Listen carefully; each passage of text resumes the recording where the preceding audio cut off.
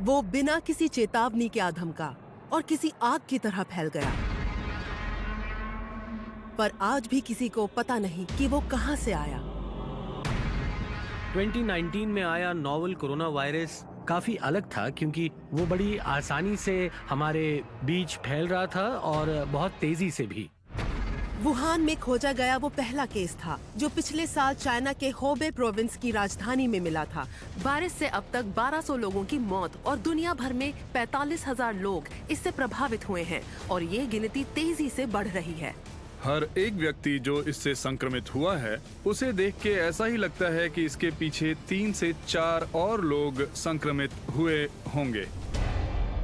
Chinese new year का पहला दिन काफी गड़बड़ी वाला था। दूर दूर से काफी लोग आए हुए थे और वो काफी परेशान थे। वुहान और आस पड़ोस के शहरों से सारी आवाजाही बंद कर दी गई है, वायरस को फैलने से रोकने की जोरदार कोशिश के तहत। कुछ 6 करोड़ निवासियों को बाहरी दुनिया से अलग कर दिया गया है।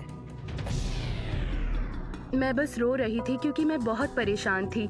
महामारी जरूर बहुत बढ़ गई होगी जिससे वुहान शहर को बंद कर दिया गया। ये नोवेल कोरोना वायरस असल में है क्या? क्या इस बेहद संक्रामक बीमारी को रोका जा सकता है?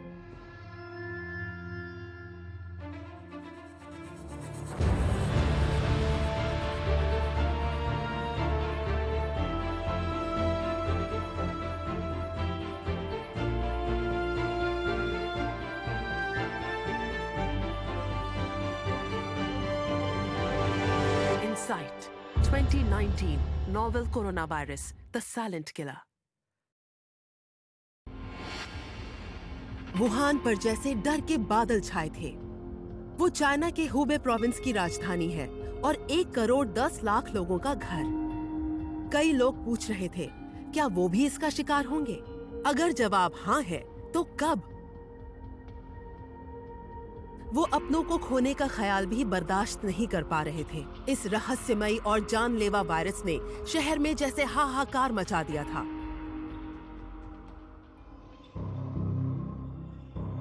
कोरोना वायरस ने मात्र 2 महीने के भीतर 1200 लोगों की जानें ली हैं। इस बीमारी से हजारों लोग प्रभावित हो गए, बहुत तेजी से और काफी संख्या में।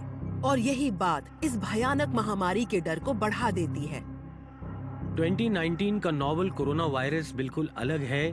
हमें सार्स को तो पता है और सच कहें तो हमने सार्स को दुनिया भर में 6 से 9 महीनों में काबू कर लिया था, जो कि एक बहुत बड़ी उपलब्धि है। और अगर आप संख्या देखें तो कुछ 8,000 से 10,000 लोग प्रभावित हुए होंगे और उससे निपटने में कई महीने लग गए। पर अगर हम 2019 के नोवेल कोरोना वायरस की तरफ देखें तो हमें नजर आता है कि बहुत से आंकड़े जल्दी जल्दी सामने आ रहे हैं, वो भी बस 1 महीने में। ये सभी दिसंबर 2019 के सर्दी के मौसम में शुरू हुआ। सन्नाटा और मौत का माहौल सारे वुहान शहर को चपेट में लेने वाला था, जिसका कारण एक अनजान बीमारी थी, जिसके कारण कुछ मुट्ठी भर बीमार हुए थे, बुखार और खांसी जैसे लक्षणों के साथ। वुहान में शुरुआत बड़ी ही अजीब तरह की बीमारी से हुई और क्लिनिकल टॉप कंडीशंस के मुताबिक हम इसे अटिपिकल वायरल या अटिपिकल निमोनिया भी कहते हैं। हमारे पास जब कोई मरीज बुखार या खांसी, हाथ पैर में दर्द जैसे सामान्य लक्षण लेकर आता है तो वो लगभग फ्लू जैसी बीमारी लगती है। पर आपको पता चल जाता है क्योंकि कोई गड़बड़ जरूर है, क्योंकि छाती के एक्सरे में वो नजर आती है। इन्फ्लुएंजा के लिए किए गए सारे परीक्षण या किसी और विषाणु के परीक्षण नेगेटिव आते हैं और फिर बहुत लोग इस बीमारी के शिकार होते हैं और देखा गया है कि सब में ये लक्षण दिखाई देते हैं। चाइनीज हेल्थ अथॉरिटीज को इस किस्म का पहला मरीज पिछले साल 8 दिसंबर को मिला था, जिसमें यही लक्षण मौजूद थे। संक्रमण के छोटे आंकड़े देखते ही देखते बड़ी संख्या में तब्दील हो गए। कहा जाता है शुरुआत में पाए गए 2 मरीज वुहान के फिश होलसेल मार्केट में काम करते थे। ये सबकी नजरों में तब आया जब सामान्य लगने वाले लक्षणों के कारण पहले मरीज की जान गई। 9 जनवरी 2020 को एक खतरनाक वायरस के कारण 61 वर्षीय बुजुर्ग की मौत हो गई, जो इस मार्केट में हमेशा खरीदारी के लिए आया करते थे। शुरुआती जांच से पता चला कि उनके पास जितने पेशेंट्स आए थे उनमें से ज्यादातर पेशेंट्स मार्केट के उस खास हिस्से की ओर इशारा कर रहे थे जहां वन्य जीवों का व्यापार चलता था। और फिर देखने पर यह भी लगता है कि जैसे ये दूसरे वन्य जीवों से निकलकर किसी और प्रजाति में फैला होगा, पर कौन सी ये नहीं पता, क्योंकि इन सभी जीवों को एक ही पिंजरे में रखा जाता है और फिर इन्हें अच्छा मौका मिल जाता है एक प्रजाति से दूसरी प्रजाति तक जाने का, और फिर वहां से निकलकर एक तरह से कहें तो जैसे जानवरों की प्रजातियों से इंसानों में आ जाते हैं। चाइना ने वर्ल्ड हेल्थ ऑर्गेनाइजेशन को वुहान में फैले इस खतरनाक वायरस के बारे में 31 दिसंबर को आगाह कर दिया। 29 जनवरी को जब तक WHO इस वायरस को ग्लोबल इमरजेंसी करार दे देता, तब तक ये वायरस चाइना के 31 प्रोविंसेस में फैल चुका था और एशिया, यूरोप और उत्तरी अमेरिका के 20 से भी ज्यादा देशों में फैल चुका था। जब आपको इसके बारे में पता चलता है और उसे देखते हैं तो लगता है जैसे ये पहले हो चुका है। ये वाकई में बिल्कुल सार्स जैसा लगता है जो हमने सन 2003 में देखा था, जहां केसेस बढ़ते ही चले जा रहे थे और फिर अचानक केसेस का जैसे विस्फोट हो गया। हाल ही में हुआ नोवेल कोरोना वायरस विस्फोट 2002 के सार्स एपिडेमिक से काफी मिलता जुलता है। सालों पहले सार्स ने सारे इलाके को तबाह कर दिया था, 8000 लोगों को प्रभावित किया था और 774 लोगों की जानें गई थीं। जब उसे पहली बार खोजा गया, चाइनीज हेल्थ अथॉरिटीज ने उसके सार्स होने से साफ मना कर दिया, जो 2002 का सीवियर एक्यूट रेस्पिरेटरी सिंड्रोम था। इसके बाद की गई खोजबीन से पता चला कि ये महामारी कोरोना वायरस के कारण है, जिससे सार्स कोरोना वायरस की तुलना में 76% जेनेटिक समानताएं हैं। सिर्फ फर्क ये है कि सार्स की तुलना में ये कम जानलेवा है, पर बहुत तेजी से फैलता है। हर एक व्यक्ति जो इससे संक्रमित हुआ है, उसे देख के ऐसा ही लगता है कि इसके पीछे 3 से 4 और लोग संक्रमित हुए होंगे। तो अगर आपको 6000 लोग बीमार नजर आते हैं तो असलियत में कम से कम 20 से 30,000 लोग बीमार हो सकते हैं। ये बहुत ही सामान्य अनुमान है, क्योंकि ये आंकड़े इससे कई गुना ज्यादा भी हो सकते हैं। 2019 का कोरोना वायरस बिल्कुल अलग है, क्योंकि वो बड़ी आसानी से हमारे बीच फैलता है और बीमार करता है। हमारे सिर्फ संपर्क में आने से या बात करने से ये बीमारी फैलने का डर लगा रहता है, जो सार्स में नहीं था। शुरुआती स्टडीज से ये पता चला है कि वायरस का इंक्यूबेशन पीरियड, यानी कि संक्रमण होने के समय से संकेत और लक्षण दिखने तक तकरीबन 5 से 7 दिन का वक्त लगता है। ऐसा लगता है कि मरीज दूसरों को इन्फेक्ट कर सकते हैं जब वो एसिम्प्टोमेटिक हों, मतलब जब उनमें बीमारी के कोई भी लक्षण दिखाई ना दे रहे हों। एसिम्प्टोमेटिक इन्फेक्शन और माइल्ड इन्फेक्शंस तो हम देख ही रहे थे। अब हम ऐसे लोग भी देख रहे थे जो इंक्यूबेशन पीरियड के दौरान भी बीमारी फैला सकते थे। सार्स के बारे में हालात कुछ अलग थे, जिसमें संक्रमण की गति कम नजर आती थी। Infectious disease specialist doctor Liang हो नाम इस खतरनाक वायरस से भली भांति वाकिफ हैं। वो भी तो कुछ समय पहले एक सार्स पेशेंट थे।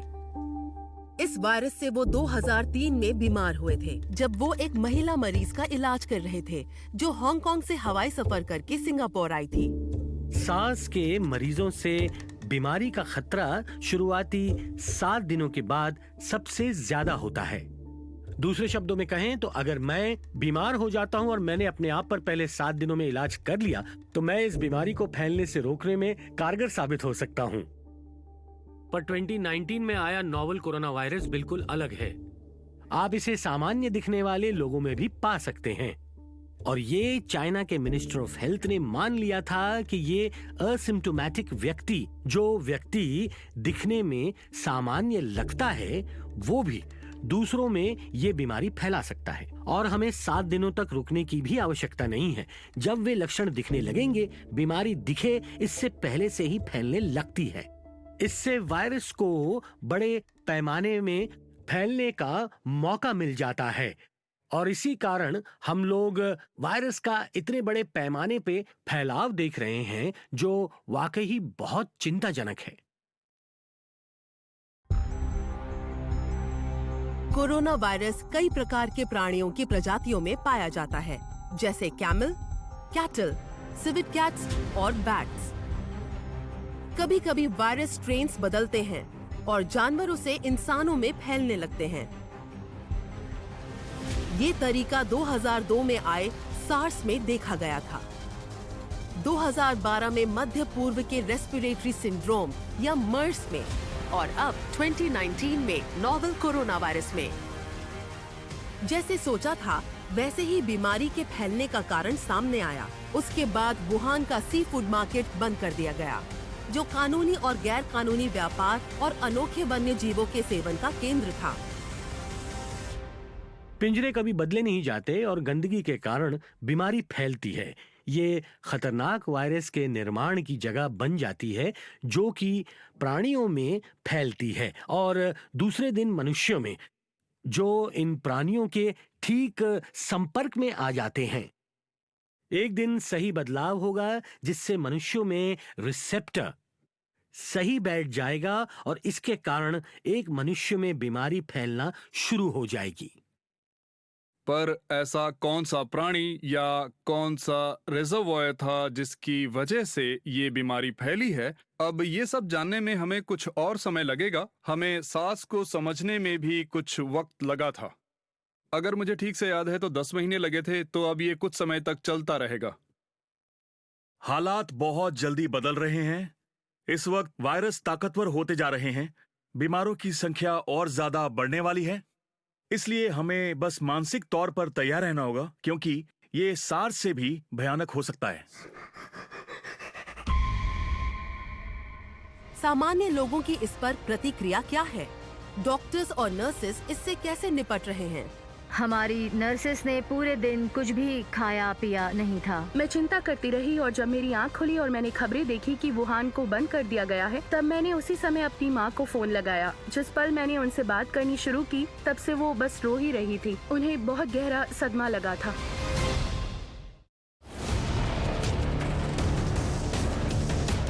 ये 2020 जनवरी की बात है। चाइना में नोवेल कोरोना वायरस संक्रमण के दर्ज हो रहे केसेस के आंकड़े बढ़ने लगे थे। अस्पताल इस जानलेवा वायरस के संक्रमण की आशंका से भर्ती हुए लोगों से जूझ रहे थे।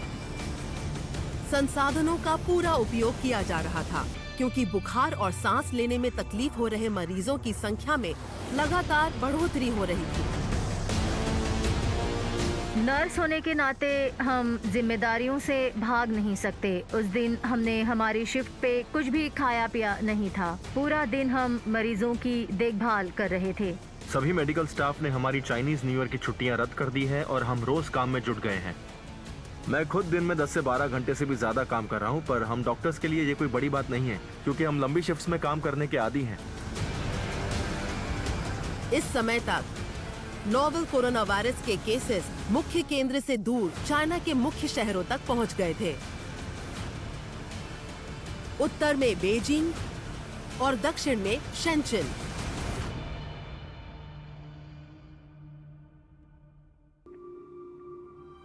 चौ चुए चुआंग शेंचन के पीडियाट्रिक वार्ड में एक सीनियर नर्स हैं।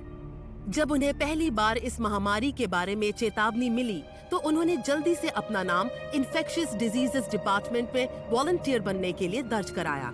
जबकि वो संक्रमण की बीमारी से लड़ने के लिए ट्रेंड नहीं है, फिर भी उन्होंने ये जिम्मेदारी उठाई। उन्होंने मदद करना अपनी जिम्मेदारी समझी। उन लोगों को जो अस्पताल में इलाज करवाने आ रहे लोगों की तादाद से उलझ रहे थे।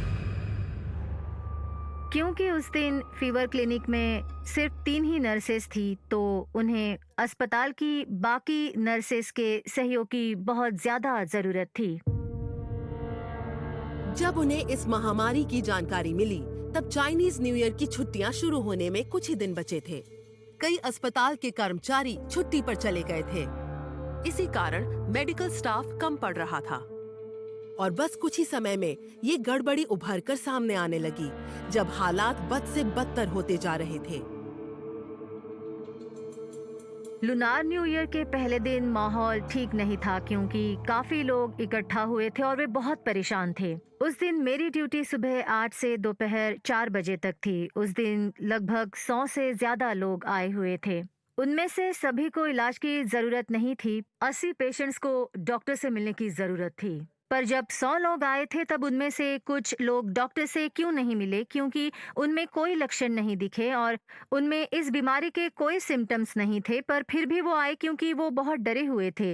वो बहुत दूर से आए थे, बसों में, ट्रेनों में ट्रैवल करके आए थे, तो वो तसल्ली करना चाहते थे कि कहीं उन्हें भी ये बीमारी ना हो गई हो और इसी कारण वो अपनी जांच करवाना चाहते थे। अस्पताल की सुविधाएं बहुत ही कम पड़ने लगी थीं। हमने चाइना और अस्पतालों में क्या चल रहा है इस बारे में कई वीडियो सोशल मीडिया पर डाल दिए हैं और आरोग्य कर्मी होने के नाते मैं चाइना के आरोग्य कर्मियों के लिए प्रार्थना करता हूं, क्योंकि वे मुश्किल परिस्थितियों से गुजर रहे थे और उनके चेहरे पर थकावट साफ नजर आती है। मैं इन्हें अगले दिन और काम करने के लिए बिल्कुल नहीं कह सकता। जो को कुछ भावुक परिस्थितियों का भी सामना करना पड़ा, जब एक स्थिति में उसे एक बच्चे को जिसे वायरस हुआ था उसके माता पिता से अलग करना पड़ा। उसे ये कठोर कदम उठाना पड़ा उनकी सुरक्षा के लिए। वहाँ पर एक बच्चा था जिसके माता पिता वुहान से वापस आए थे। माता पिता में तो कोई लक्षण नजर नहीं आए, पर बच्चे को बुखार था। बच्चे को बुखार होने की वजह से और मुश्किल हालातों की वजह से हमने उसके माता पिता को वार्ड में ना रुकने की सलाह दी। इसलिए सिर्फ उसकी दादी बच्चे की देखभाल करती थी। माता पिता बहुत परेशान थे। हालात काफी नाजुक थे। उन्हें अलग करना भले ही अच्छा ना लगा हो, पर ये उनकी अपनी सुरक्षा के लिए बहुत ही जरूरी था। मैं सच कहती हूँ, मुझे बहुत बुरा लग रहा था, लेकिन उस वक्त जो करना जरूरी था मैंने वही किया। अगर मैंने ऐसा नहीं किया होता तो उन सभी को ये बीमारी हो जाती। 20 जनवरी को एक महत्वपूर्ण मोड़ आया जब अधिकारियों ने वायरस से जूझने की नीति बदली। वायरस के मिलने के कई हफ्तों तक चाइनीज अधिकारी यही बताते रहे कि ये रहस्यमयी वायरस जानवरों तक ही सीमित है।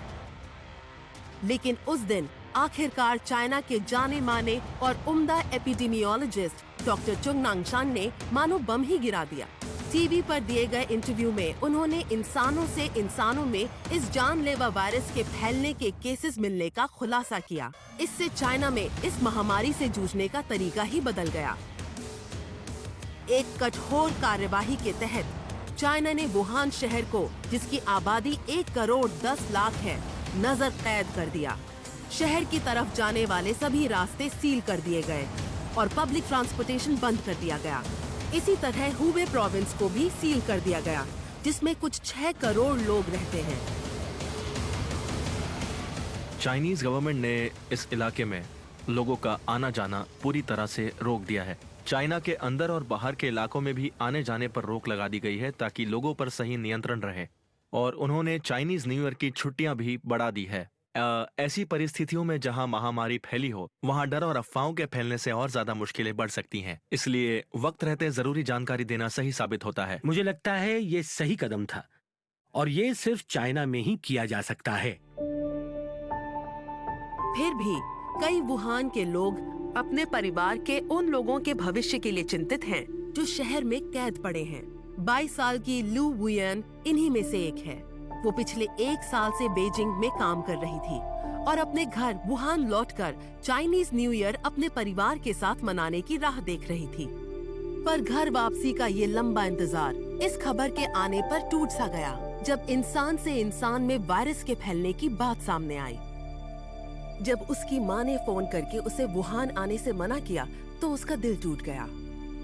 नए साल पर घर जाने का वो बेसब्री से इंतजार कर रही थी, खासकर अपने परिवारजनों से 1 साल से दूर रहने के बाद। ये सब डॉक्टर जोंग नानशान के इंटरव्यू के बाद हुआ, जिसमें उन्होंने बताया कि इंसानों से इंसानों में बीमारी फैल सकती है। इसके बाद मुझे माँ का फोन आया और वो पल मैं कभी नहीं भूल सकती। उन्होंने मुझे लौटने से मना कर दिया और आखिरकार मैंने बीजिंग में ही रहने का फैसला किया। मुझे 29 जनवरी तक वुहान लौट जाना चाहिए था, पर उन्हें लगा इसमें बहुत बड़ा खतरा है। साथ ही मेरी तबीयत भी थोड़ी ठीक नहीं थी, इसलिए मैंने सोचा कि बीजिंग में रहना सुरक्षित होगा। पहले मैं बीजिंग में रहना नहीं चाहती थी, मैं घर लौटना चाहती थी, पर मेरे परिवार ने सलाह दी कि बीजिंग में रहना ही ज्यादा सुरक्षित होगा, इसलिए मैं यहाँ से लौटकर नहीं गई, मैं यहीं रुक गई। उसने नया साल बीजिंग में अकेले मनाया, पर इससे उसके मन को सुकून नहीं मिला, क्योंकि वो अपने माता पिता की सुरक्षा के बारे में ही सोचती रही। कम से कम दिन में 2 वीडियो चैट होते थे, दोपहर को और रात को खाने के समय पर, ये जानने के लिए कि वो क्या खा रहे हैं और क्या कर रहे हैं। ये जानने के लिए कि वो कहीं बाहर तो नहीं गए। उन्हें बाहर बिल्कुल नहीं जाना चाहिए। सुबह 4 बजे मेरी आंख खुली एक बुरे सपने से, क्योंकि मेरी मानसिक अवस्था ठीक नहीं थी। मैं चिंता करती रहती और जब मैं तकरीबन 4 बजे उठी, मैंने शहर बंद करने की खबर सुनी। मैंने तुरंत माँ को फोन लगाया। मुझे वो फोन कॉल याद है। जैसे ही मैंने आंखें खोली, मैं बस रो ही रही थी। मैं रो रही थी क्योंकि मुझे उनकी बहुत ज्यादा फिक्र हो रही थी। महामारी ने जरूर भयंकर रूप ले लिया होगा, तभी पूरा शहर बंद कर दिया गया है। उस वक्त मैंने मेरी माँ से पूछा, अब आगे क्या? क्या उनकी जरूरत का सामान उनके पास है?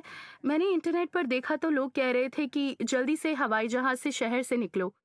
ये बताता है कि शहरों को बंद करने से पहले फैलाव कितना भयंकर और तेजी से हुआ होगा, और उसी वक्त में काफी लोग बीमार हुए थे, और जो चाइनीज न्यू ईयर मनाने के लिए वुहान से बाहर जाने वाले थे।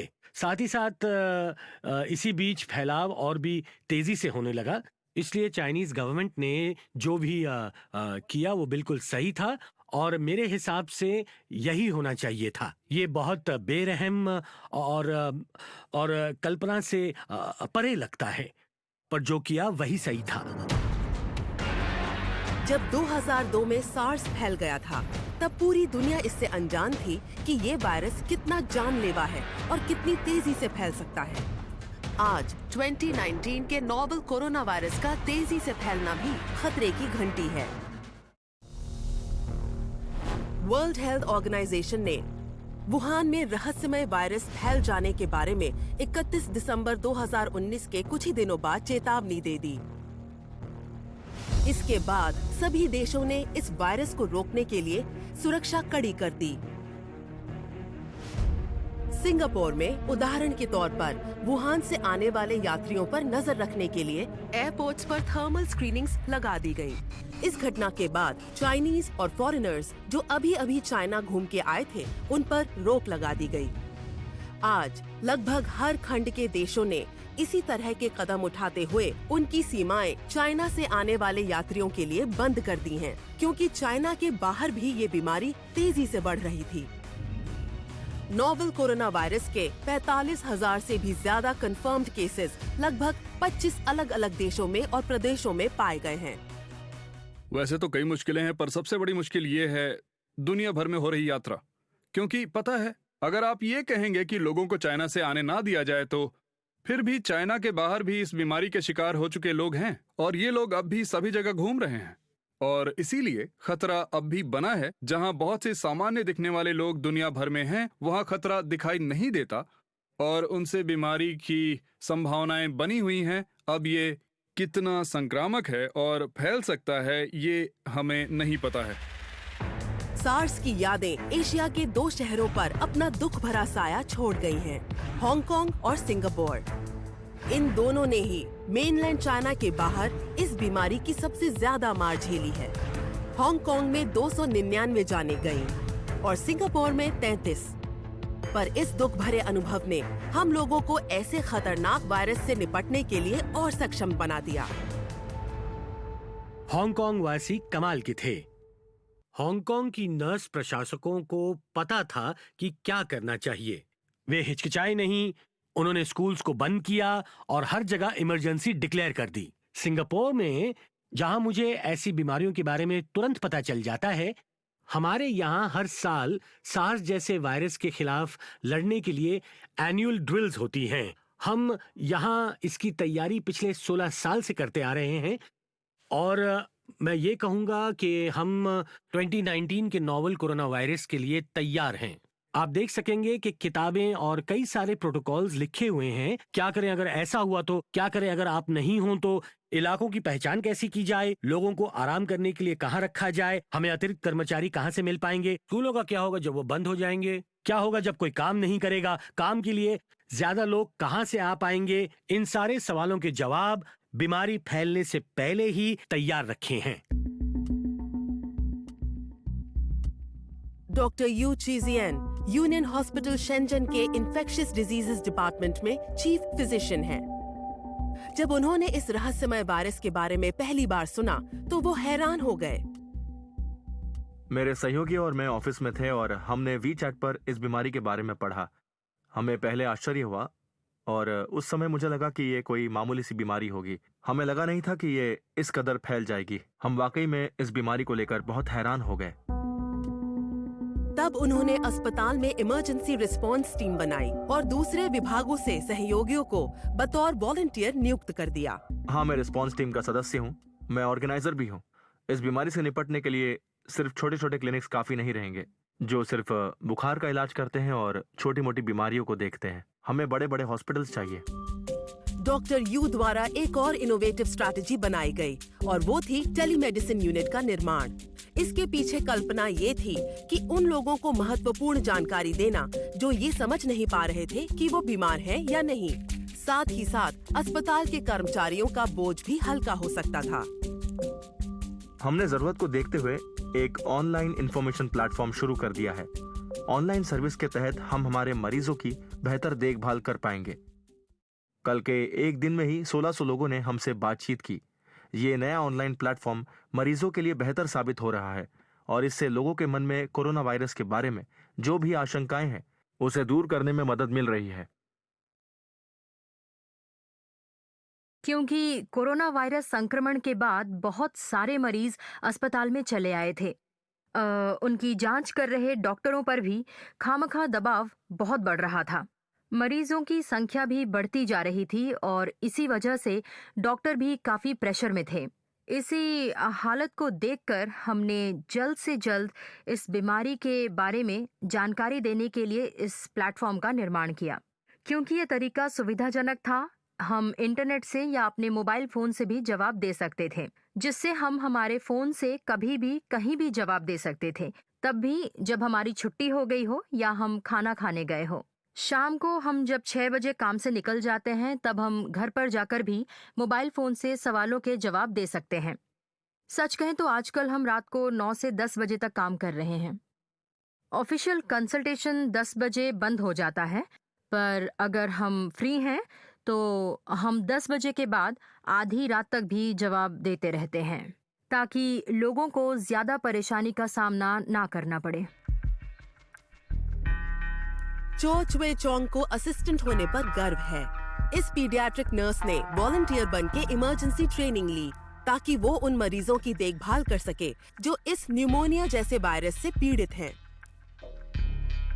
ट्रेनिंग तो अच्छी है। मैं पीडियाट्रिक्स वार्ड में नर्स हूँ, पर मैंने इस नए तरह के न्यूमोनिया की कम से कम 8 ट्रेनिंग सेशंस किए हैं। मैं नए साल के शुरू होने से पहले से लेके अब तक लगातार इस तरह के ट्रेनिंग सेशंस ले रही हूँ। मैं बचाव की मेथड्स पर कई बार ट्रेनिंग ले चुकी हूँ। अस्पताल इन बातों पर ज्यादा ध्यान देता है ताकि हेल्थ वर्कर्स इन्फेक्ट ना हो। चाइना के जल्द इलाज कराने और रोकथाम के लिए हो रहे लगातार प्रयासों में शामिल है वुहान में बन रहे 2 नए अस्पताल। वो सिर्फ 2 हफ्तों में बनकर तैयार हुए।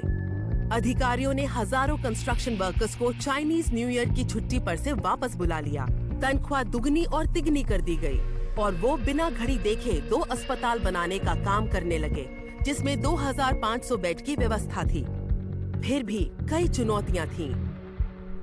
इन सारे रोकथाम के लिए किए जा रहे कामों के पीछे एक सोच थी जिसे डॉक्टर्स पिरामिड कहते हैं। पिरामिड की नोक पर वो व्यक्ति होता है जिसे हम सिम्टोमेटिक कहते हैं और फिर पिरामिड के निचले हिस्से में वो लोग होते हैं जिन्हें हम यूं कहिए लेस सिम्टोमेटिक कहते हैं, और फिर आपके पास ये बहुत बड़ा हिस्सा पिरामिड के तल में एसिम्टोमेटिक का होता है। ये जानने के लिए आप इसे कैसे नियंत्रित करेंगे, आपको पिरामिड कितना बड़ा है ये जानना जरूरी है, पर यदि आप अगर आइसबर्ग के ऊपरी नोक पर ध्यान दे रहे हैं तो आप जो उसके नीचे है उससे धोखा खा सकते हैं। मेडिकल साइंस से हमें ये शिक्षा मिली है कि कम साधनों के तहत सिर्फ उनका इलाज हो सकता है जो बहुत ही बीमार हैं।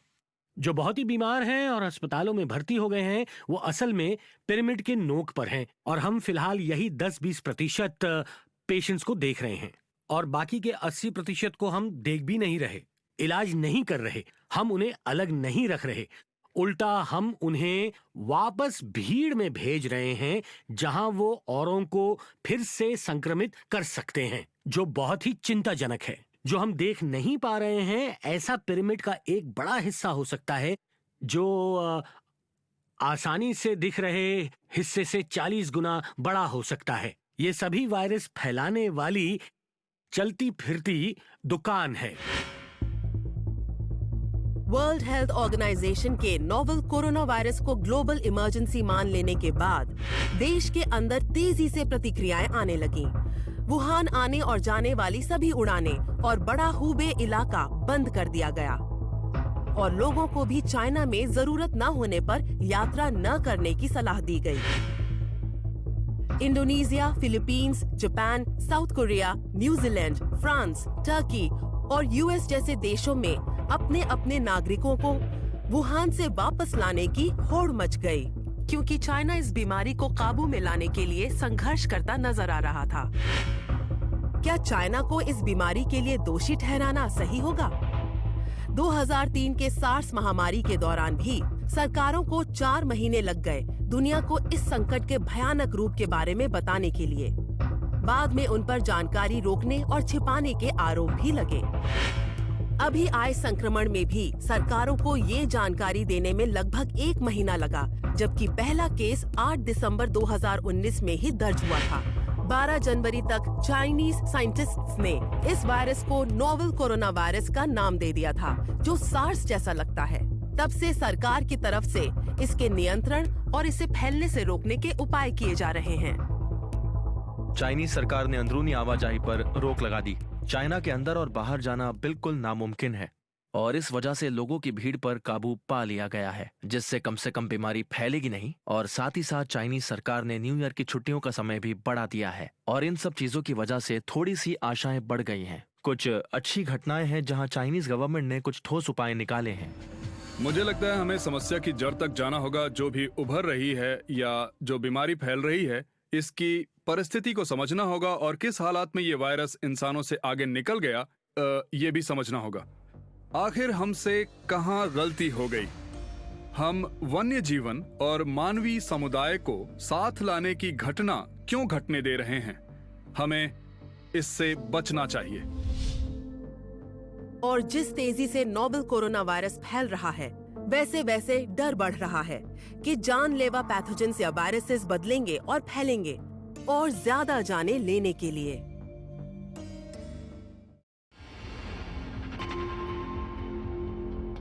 नोवेल कोरोना वायरस के पहले केस मिलने से अब तक 2 महीने से ज्यादा समय बीत चुका है। चाइना के ज्यादातर चहल पहल वाले शहरों के रास्ते ज्यादातर शांत और सुनसान हैं। ऐसा नजारा दिखना अब देश में आम बात हो गई है। जानलेवा कोरोना वायरस के फैलाव के बढ़ते डर ने भीड़ भाड़ भरे इलाकों को भूतिया जगहों में बदल दिया है। बहुत से लोग अपने घर के अंदर छिपकर बैठे हुए हैं। पार्क्स और मनोरंजन की जगहें बंद कर दी गई हैं। मैं हमेशा घर में ही रहती हूँ, ज्यादा बाहर नहीं निकलती। लियो की बातें मानो चाइना के आम लोगों का कहना है। वायरस के फैलने के डर से इन लोगों ने भीड़ भाड़ वाले इलाकों में घूमना फिरना बंद कर दिया है। सच कहूँ तो मैं बाहर गई ही नहीं हूँ, इसलिए मुझे पता नहीं।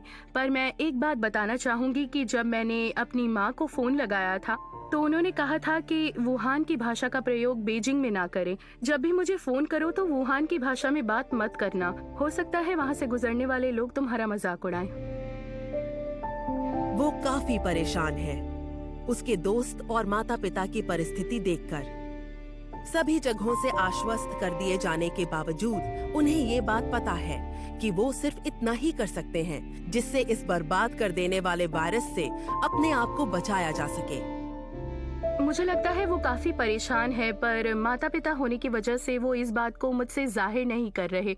मेरी घबराहट और चिंता मेरे दोस्तों के कारण बढ़ जाती है। उनमें से कुछ लोगों की अभी अभी नौकरी लगी होगी और वो जल्दी घर चले गए होंगे, इसलिए वो अभी भी वुहान में ही होंगे, पढ़ाई या काम के सिलसिले में। इस वजह से हमारी बात सीधी और सच्ची होती है। वो मुझे बताते हैं कि वो कैसा महसूस कर रहे हैं। वहाँ बहुत ही निराशा और चिंता का माहौल है। वहाँ उन्हें टैक्सी तक नहीं मिल रही। पर मेरे माता पिता की बात करें तो वो हमेशा यही कहते हैं कि यहाँ सब कुछ ठीक है, सब सुरक्षित है, मुझे चिंता नहीं करनी चाहिए। पर मैं सच्चाई को अनदेखा नहीं कर सकती। सच्चाई ये है कि डर का माहौल वुहान के हर घर में फैला हुआ है। अधिकारियों के वायरस की रोकथाम के लिए की गई लाख कोशिशों के बावजूद मौत के आंकड़े थमने का नाम ही नहीं ले रहे हैं। इस बीच साइंटिस्ट की टीम वक्त के साथ चल रही इस दौड़ में एक वैक्सीन की खोज कर रही है जो इससे लड़े और बीमारी को फैलने से रोके। क्या ऐसा कुछ हो सकता है जिससे जल्दी ही इसकी वैक्सीन बनाई जा सके? अभी आए नोवेल कोरोना वायरस की एक अच्छी बात ये है कि हम हमारे पास उपलब्ध सार्स कोरोना वायरस वैक्सीन के ज्ञान का उपयोग कर सकते हैं और सभी सिद्धांतों का 2019 नोवेल कोरोना वायरस पर प्रयोग भी कर सकते हैं। उन्हें बस अब इतना ही करना है कि उसे डिजाइन करना है। डिजाइन करना तुलना में आसान है। इसे बढ़ाते समय बताओ कि वैक्सीन वही काम करेगी जिस काम के लिए वो बनी है। फिर इसके हजारों में प्रोटोटाइप बनाए जाएंगे ताकि ये सभी लोगों को एक बड़ी संख्या में दिया जा सके। पर बुरी खबर ये है कि एक्सपर्ट्स के मुताबिक नोवेल कोरोना वायरस के लिए वैक्सीन विकसित करने और बनाने में महीनों तक लग सकते हैं। वैक्सीन को उपयोग में लाने से पहले इसे कई क्लिनिकल ट्रायल से गुजरना होगा ताकि ये वक्त रहते बीमारी का फैलाव रोकने के काम आए। इसे आसानी से 9 से 12 महीने लग सकते हैं। हालांकि अभी भी वैक्सीन उपलब्ध है, इस समय भी है, पर भारी मात्रा में इसे बनाने के लिए कई महीनों का समय लग सकता है। हम लाखों करोड़ों डोजेस की बात कर रहे हैं, चाइना के, पूरे एशिया के और पूरी दुनिया के लोगों तक आसानी से पहुंचने के लिए, और इसमें समय तो लगेगा ही। इसी बीच आसानी से मिलने वाली वैक्सीन न होने के कारण तुरंत ही बचाव करने वाले उपाय जोर शोर से लागू करने होंगे। चाइना ने तब से अपने लोकप्रिय जानवरों के व्यापार पर रोक लगा दी है जब तक ये मसला हल नहीं हो जाता। इंटरनेशनल साइंटिफिक कम्युनिटी से भी लगातार दबाव बढ़ रहा है कि ये रोक हमेशा के लिए कायम कर दी जाए। मुझे लगता है ये कुछ जो सार्स के समय हुआ वैसा ही है, क्योंकि वन्य जीवों के व्यापार को देखिए तो पता है अगर तभी काफी चीजें कर दी गई होती 15 से ज्यादा 17 साल पहले, शायद, जाने दीजिए, हम पीछे तो जा नहीं सकते हैं। इंसान और जानवर साथ साथ रहने के लिए नहीं बने हैं। इस तरह के वायरस वन्य जीवों में पनपते हैं। आप इंसान और वन्य जीवों को साथ लाने जैसी परिस्थितियां निर्माण करेंगे तो ऐसी स्थितियों में लंबे समय तक ये बात चलती रहेगी, और मुझे लगता है आप समझ ही गए होंगे कि हम नसीब को आजमा रहे हैं। हम वो हर चीज खाते हैं जो उड़ती है, तैरती है या रेंगती है, और जब आप इन प्राणियों को अपने डाइनिंग टेबल पर लाते हैं तब हम उनके साथ वायरस को भी न्योता देते हैं। हो सकता है आप खाना खाते समय ना देख पाते हों क्योंकि वो पकाते समय नष्ट हो जाते हैं, पर खाना बनाते समय खाना पकाने वाला, प्राणी लाने वाला, वो मार्केट जहां से प्राणी बिकते हैं, ये सब इस वायरस के रडार पर आ जाते हैं। हमने बिल्कुल यही देखा जब सार्स 2003 में आया था।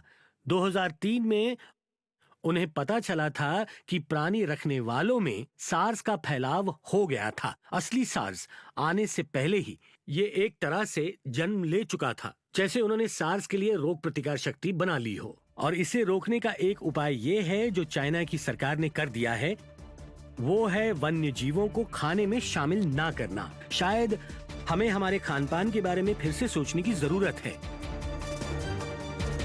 पर जैसे जैसे वायरस को काबू में लाने का ये युद्ध बढ़ेगा, और भी अनजान सवाल खड़े होंगे जिनके जवाब हमें देने होंगे। उदाहरण के लिए, वायरस कितना जानलेवा है? ये कहाँ पैदा हुआ है? ये कैसे फैलता है? ये बड़ी तेजी से चाइना में फैल रहा कोरोना वायरस क्या भयानक महामारी का रूप ले लेगा?